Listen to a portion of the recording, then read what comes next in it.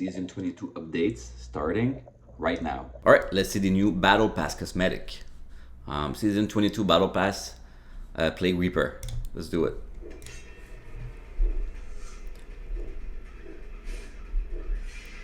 Okay.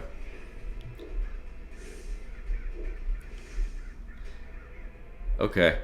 Okay. Well, it looks dope. It looks sick, but still, right there, it is a red cosmetic, which we saw a lot in Diablo Immortal. At least 60% of the cosmetics are red. Why not do pink for a change? Let's check the okay, there's a new gem here. It's called Grim Rhythm, right? So let's see what it does here. Okay, description at rank 10. Dealing damage increases your attack speed by 2.4% for 3 seconds, stacking up to 10 times, so it stacks up. While at full stacks, your movement speed is increased by 12%. You know what? That reminds me of like the Carson 1-star gem, the blue gem, which increases your primary attack damage and attack speed.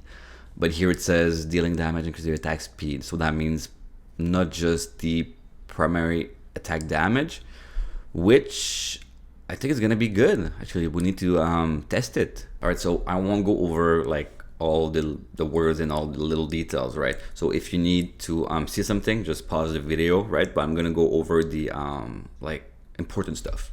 Turning events, fractured plane. Fractured plane.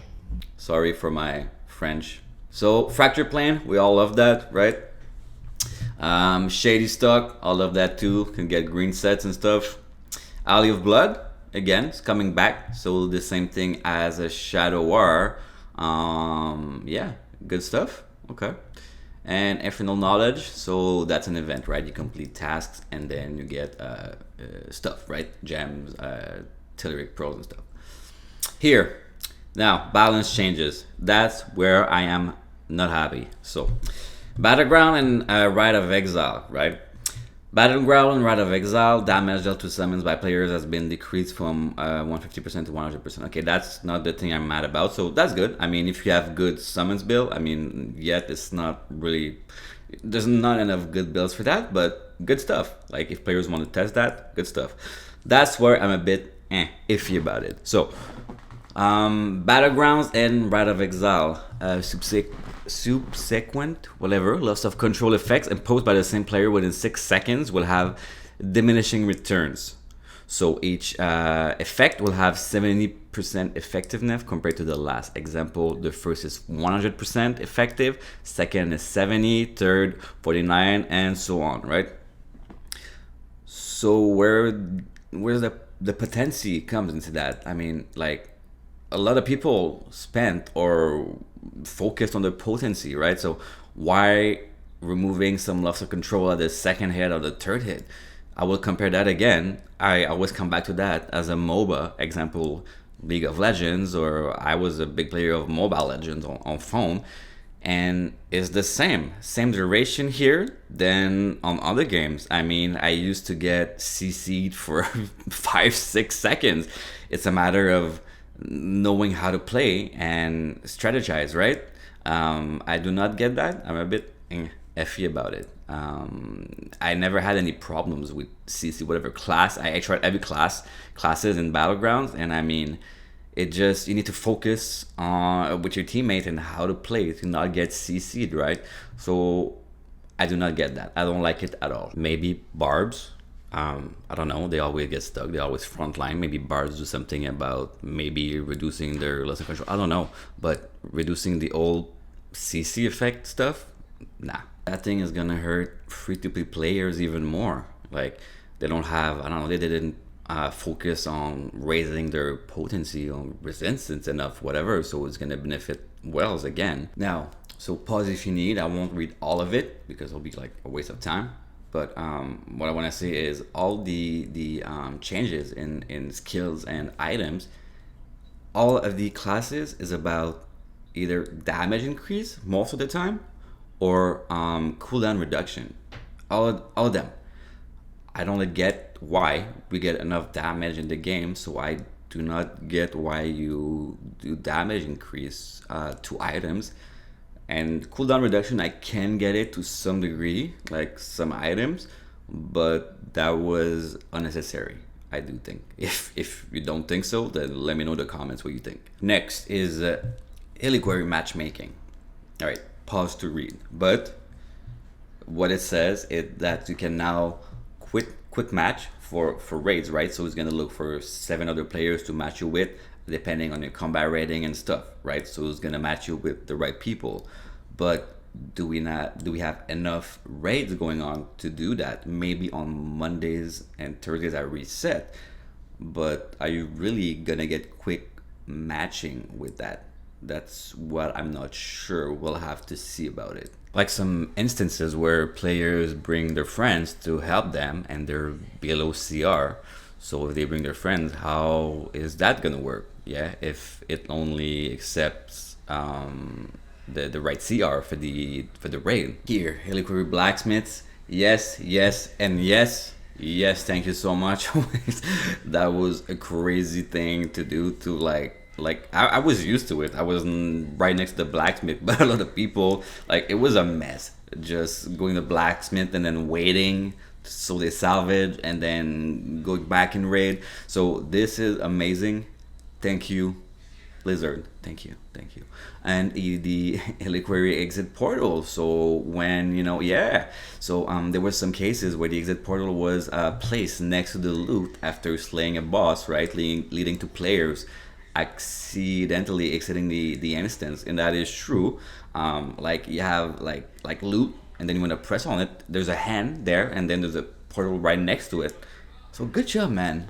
I like it a lot. Battleground matchmaking. Players are no longer able to allocate Paragon's points during a battleground match.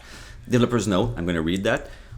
We have seen players fully revert the Paragon points prior to entering a battleground match, yes. And once the match began, they would spend those Paragon points on abilities that would turn the match in their team's favor. Then after the match was completed, players would restore their Paragon points to what they originally were prior to the match. We want to ensure that Battleground remains fun for everyone and have observed how this strategy interferes with that desire. Yes, I mean, that's like a next step to example what happened in the past with the gems, right? They would switch the gems right after clicking matchmaking for Battlegrounds. So I guess this is just fair. Familiar optimization, we've also refined certain aspects of familiars, okay? Adjusted movement speed of familiars to improve their ability to collect loot faster. That is true, because when I was farming, I like we farm fast, right? So like sometimes the familiar, my pet, was not able to catch the gold or whatever item that was like further away. So increasing their movement speed is gonna be beneficial. I do think so, yes. The description for certain familiars' passive skill have been altered to increase their clarity. Yeah, I think it was pretty clear, but sometimes it's like translated from Chinese to English, so that means it can get confusing.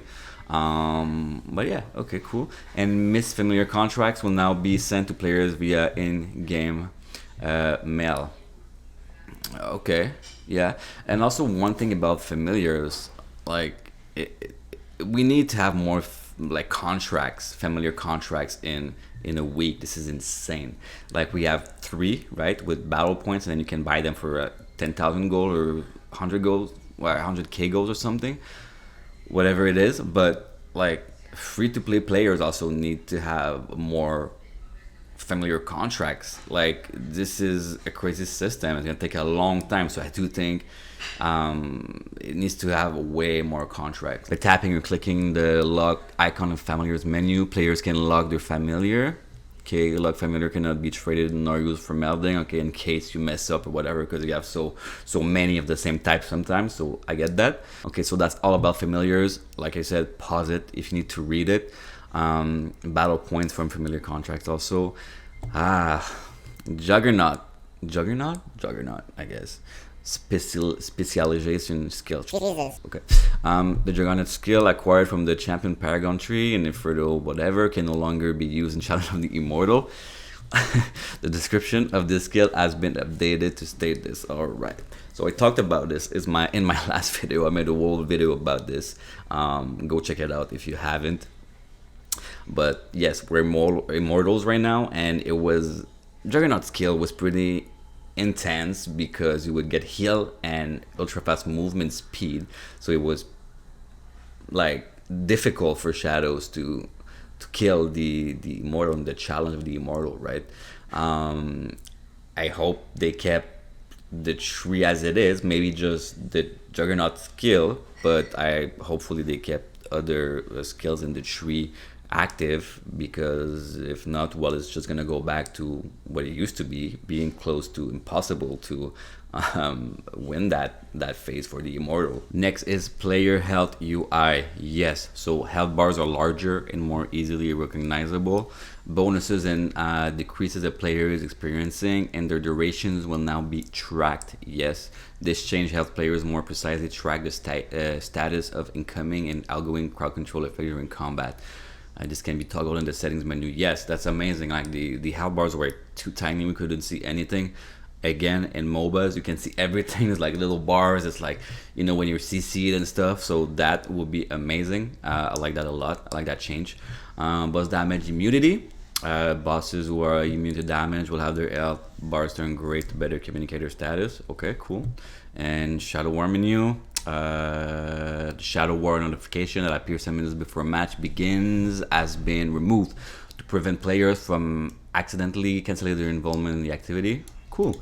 And Elder Rifts, they'll have 100 instances of crest usage will now be displayed instead of the previous amount of 20. Okay, so yeah, see you next video, guys. Cheers.